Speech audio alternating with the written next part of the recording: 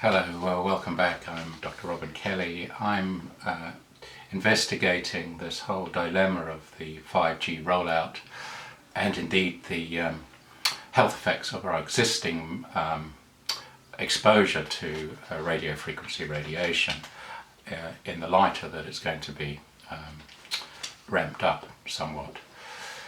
And I'm doing this as how I would apply my any skill or experience that I have to family medicine. In other words, I look at all the data, not just the scientific data, but also the philosophical approach that we need to take, and try to decipher it in an objective way if possible, taking away my own biases to a certain extent. However, I have to realize that I'm very much a safety first doctor. First do no harm is part of the Hippocratic principle that I follow, and therefore the precautionary principle is instilled into me. And as a health professional, I think that is the right approach, and in my experience it is there in all health professionals. And so I was wanting to see, as there seems to be two sides of this debate, that is it safe or is it not safe, that there tends to be a division there, and I want to try to understand that division. On the one side, there are people like myself who look at all the data and say, well, look, we're not sure about this. Let's first be absolutely sure before we start let's say, clothing our population in frequencies that haven't been tested.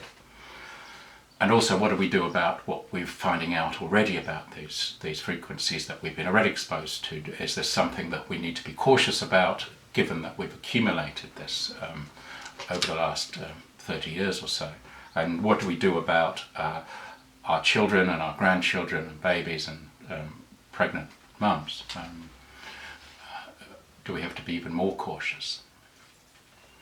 So on one side there seems to be a clear divide of health professionals, health workers, doctors, biologists, physiologists, environmentalists, but even more so, these are also often mothers, fathers, brothers and sisters, and in my case grandfathers, and so they're people, and these are the people that seem to be very concerned. And they're also people who say, yes, technology is important, and yes, it is important to get this technology, a certain amount of technology around the world, and there will be benefits, including economic and health benefits for all people. But we have to make sure, first of all, that it's safe. So we've got those on one side.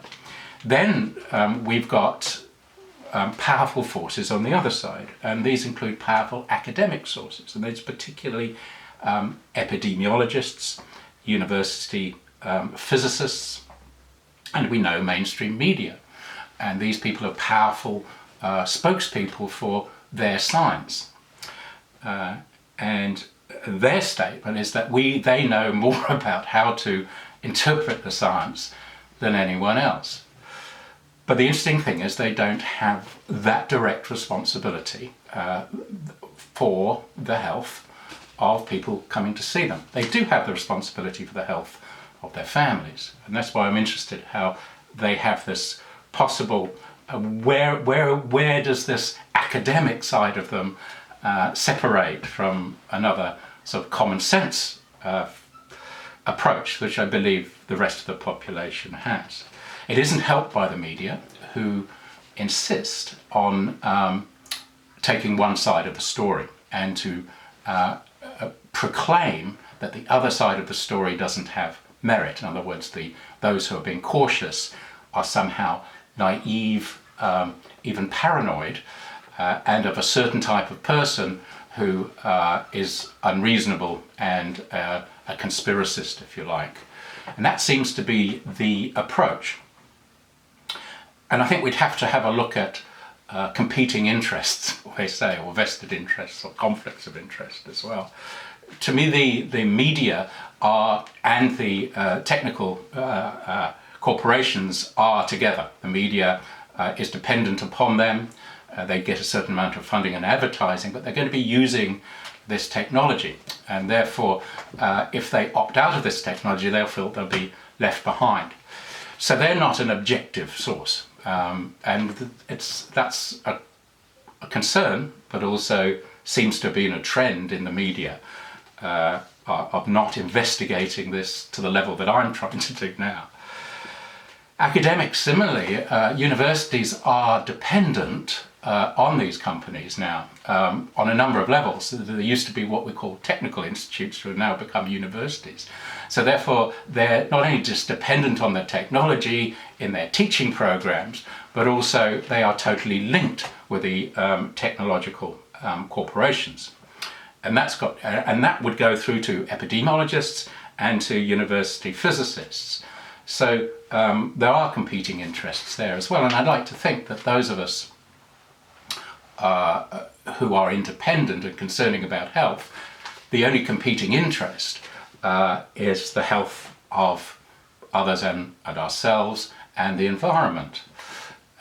And so for the voices of those who aren't being paid to express their voices seem to me to be very valid, and I think that that's very important. So I'm going to do this in two lots. This is the first part. The second part, I'm going to examine a paper that's just come out in the New Zealand Medical Journal, giving the viewpoint from the academics, from the university-based academics, with some comments. And I think to give them, I want to present this in a way that's fair. And so I'm going to read the conclusion in the light of what I've said, and let people make their own minds up about this. And I'm going to do that in the next video. See you in a minute. Bye.